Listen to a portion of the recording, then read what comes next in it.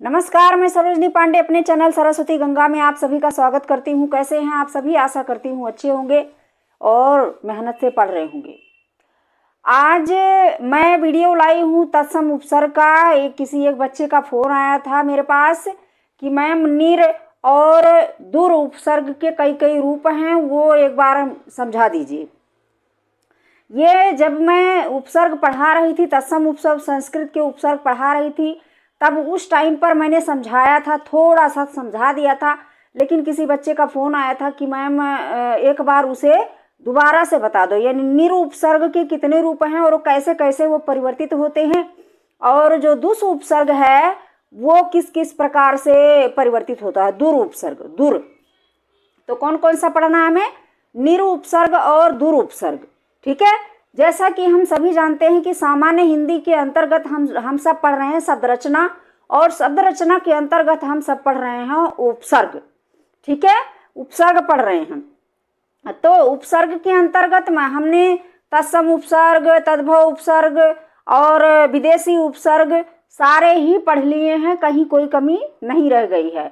लेकिन ये किसी की आग्रह पर मैं इसको दोबारा से पढ़ा रही हूँ, जबकि मैंने पढ़ाया हुआ है पहले। तो ज़्यादा ना बोलते हुए चलते हैं वीडियो की तरफ, देखते हैं बोर्ड पे हमने क्या लिख रखा है।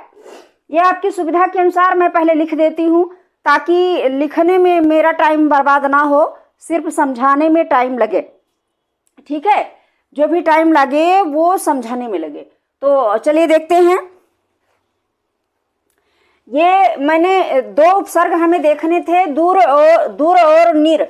दूर और निर ये किस कारण से से, बड़ा से, छोटा से, षटकोण वाला से, इनमें परिवर्तित हो जाते हैं, वो हमें देखना है। ठीक है, तो सबसे पहले है दूर उपसर्ग। एक बात हमेशा ध्यान रखिएगा, दूर नहीं होता है, हमेशा जो विसर्ग संधि होती है उससे बनता है ये, यानी दुह से बनता है ये इस प्रकार से।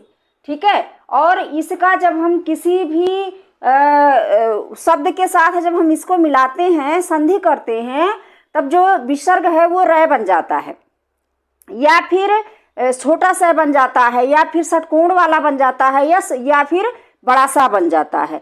ठीक है, तो आइए वही चीज़ देखते हैं। इसी बात की आग्रह किसी बच्चे ने की थी, तो देखते हैं। ये दूर उपसर्ग है और इसका अर्थ होता है कठिन या बुरा। दूर का मतलब ही कहते हैं ना, बड़ा दुष्ट आदमी है, बड़ा दूर व्यवहार करते हैं। दुर्व्यवहार माने बुरा व्यवहार, तो इसका अर्थ ही होता है कठिन या बुरा।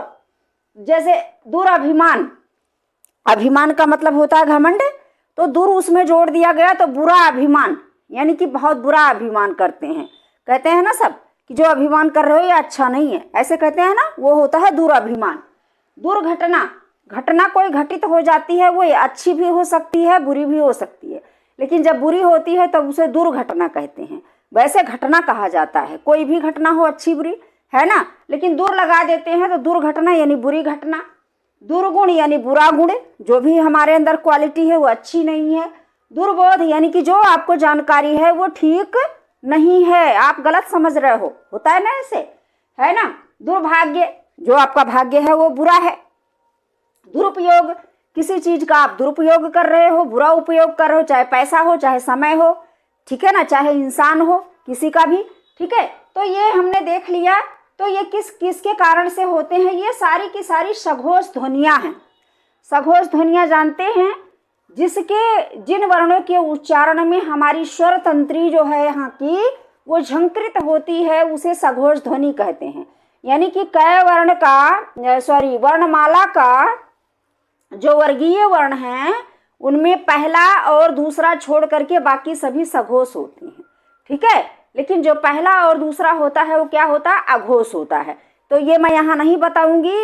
अगर आपको वर्णमाला पढ़नी है तो आप मेरे चैनल में जाके प्लेलिस्ट में जा करके वर्ण का वीडियो ओपन करके देख सकते हैं। ठीक है, तो वो नहीं बताऊंगी मैं। तो कहने का मतलब क्या है कि दूर कहाँ लगता है? सघोष ध्वनियों के पहले। सघोष ध्वनियों के पहले रै लगता है, दूर होता है। ठीक है, जैसे ये भय हो गया, घय हो गया, गय हो गया, बै हो गया, ये सभी के सभी तीसरे चौथे वर्ण हैं, तो ये क्या है? सघोष हैं। ठीक है, तो सघोष ध्वनियों के पहले लगता है दूर, रै। अब दुस कहाँ लगता है? दुस लगता है छोटा स के पहले या फिर तय के पहले। ठीक है, छोटा स या तय के पहले ये छोटा वाला स आता है दुस, ये दुस हो जाता है र की जगह पे जब छोटा स आ जाता है और या फिर तय आ जाता है तब ये दुस हो जाता है।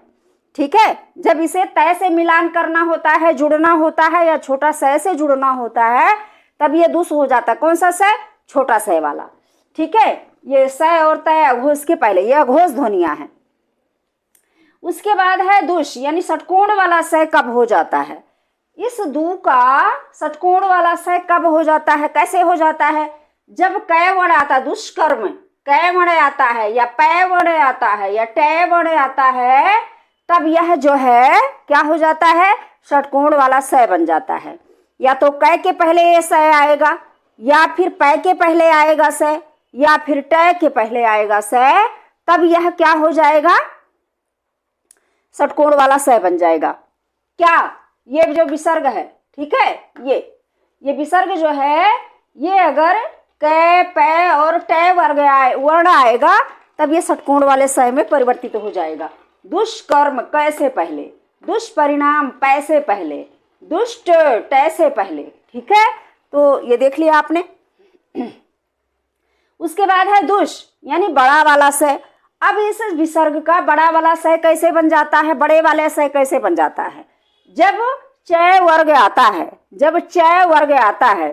ठीक है, चय वर्ग में क्या? चय और छय। ठीक है, ये देखिए दुष्चरित्र, दुष्चक्र, दुश्चिंता। ठीक है, तो ये जब चय वर्ग आता है, चय और छय, तब जो है ये बड़ा वाला स बन जाता है। चय के साथ ये हमेशा बड़ा वाला स बन जाता है। ठीक है, तो चय वर्ग की जो ध्वनियां होती हैं उनके पहले यदि ये दुहु यानी विसर्ग आता है तब यह बड़ा वाले स में परिवर्तित हो जाता है, विसर्ग। ठीक है, तो ये था कि दूर का जो चार रूप है वो किस किस प्रकार से है और कैसे परिवर्तित होता है वो बताना था, वो मैंने आपको बता दिया है। अब है निर। निर पूछा था बच्चे ने, दूर और निर पूछा था बच्चे ने। तो निर में भी नी होता है, नी होता है, ऐसे विसर्ग होता है यहाँ भी। ठीक है, तो ये किस कारण से रै बन जाता है, किस कारण से ये छोटा स और षटकोण वाला स या बड़ा स बन जाता है, आइए देखते हैं। निर का अर्थ होता है रहित या नहीं, निगेटिविटी में ये प्रयोग किया जाता है। ठीक है, जैसे निर्विघ्न यानी कोई बाधा नहीं है। ठीक है, निर्दोष यानी कोई दोष नहीं है। निर्विरोध यानी कि हम कहीं इलेक्शन लड़ रहे थे या कोई काम करने जा रहे थे, वहां कोई विरोध करने वाला नहीं था, अपोजिट में। निर्जन यानी वहां कोई जन नहीं थे, कोई व्यक्ति नहीं था। ठीक है, निर्यात जिसका कोई यात ना हो। निर्यात का मतलब क्या होता है? बेचना खरीदना, है ना, आयात निर्यात वो। ठीक है, जिसका कोई निर्यात ना हो। तो ये अच्छा, ये समझ लीजिए, एक तो इसमें अंतस्थ व्यंजन है वा है ना, वा के पहले आया हुआ वा। ठीक है, दूसरा द आया हुआ है, यानी कि सघोष व्यंजन के पहले या तो सघोष व्यंजन होंगे या फिर अंतस्थ व्यंजन होगा, या होगा, रा होगा, ला होगा, वा होगा। ठीक है, तो इनसे पहले अगर निह के पहले कोई अंतस्थ व्यंजन आ गया या सघोष ध्वनियां आ गई, सघोष ध्वनियां कौन सी होती हैं? वर्णमाला में जाके पढ़ लेना। तब इस विसर्ग का निर हो जाता है, रय हो जाता है। अब आइए देखते हैं निस कैसे हो जाता है। वही बात यहाँ भी आएगी कि निस जब होता है जब इसके सामने तय का मेल होता है, तय की संधि होती है या छोटा स की संधि होती है। जैसे निस्तेज, अब तेज से इसको मिलाना था विसर्ग को, तो यहाँ ये छोटा स हो गया आधा। यहाँ छोटा स से ही विसर्ग को मिलाना था इस वाले को, तो यहाँ पर ये छोटा स हो गया। यहाँ मतलब छोटा स से मिलना था और छोटा स ही बन गया। ठीक है, यहाँ भी छोटा स से ही मिलना था, यहाँ भी छोटा स से ही मिलना था, यानी कि तय और स के पहले विसर्ग है नी में, तो वह छोटा स में बदल जाएगा, आधा स में। ठीक है, यानी कि स और तय अघोष के पहले यदि विसर्ग है तो। ठीक है, अब दूसरा भी षटकोण वाला स कैसे बन जाएगा, यही प्रक्रिया यहाँ भी लागू होगी। जैसे निष्कपट यानी कै के पहले विसर्ग होगा, या फिर पै के पहले विसर्ग होगा, या फिर टै वर्ग के पहले विसर्ग होगा, तब जो है ये विसर्ग षटकोण वाले स में परिवर्तित हो जाएगा। किसके किसके? कै, पै और टै के पहले। ये अघोष ध्वनियां हैं। पहला और दूसरा क्या होता है? अघोष होता है। ठीक है। अब निश, ये षटकोण, ये बड़ा वाला स कैसे बन जाता है? सलजम वाला। जब ये विसर्ग के सामने, इस विसर्ग के सामने चय वर्ग आता है, तब जो है ये विसर्ग बड़ा वाला स में परिवर्तित हो जाता है। देखिए, निश्चय, निश्चल, निश्चित, यानी कि चय के पहले आया हुआ है, छ के पहले आया हुआ है, चय के पहले आया हुआ है। यानी चय वर्ग के पहले जब विसर्ग आएगा तब वह विसर्ग सलजम वाले स में परिवर्तित हो जाएगा, उसे बड़ा सा कहते हैं। ठीक है। तो ये किसी का आग्रह था, किसी के कहने पर मैंने ये वीडियो बनाया है, जबकि मैं ये पहले पढ़ा चुकी हूँ और मैंने समझाया भी था, पर उसे शॉर्ट में समझाया था। यहाँ मैंने विस्तार से समझा दिया है। तो अगर आपको समझ ना आवे तो 2-3 बार घुमा घुमा के आप वीडियो देख लेंगे तो पूरा का पूरा समझ में आ जाएगा। तो पढ़ते रहिए मेहनत करके। मैंने उपसर्ग सारा का सारा पढ़ा दिया है, उपसर्ग कुछ भी बाकी नहीं है। अगर आपको कुछ लगता है कि ये अभी बाकी है या कहीं छूट गया है तो आप मुझे कमेंट कर सकते हैं, कॉल कर सकते हैं। मैं आपकी जो भी मांग होगी उसे पूरा करूंगी अगले वीडियो में।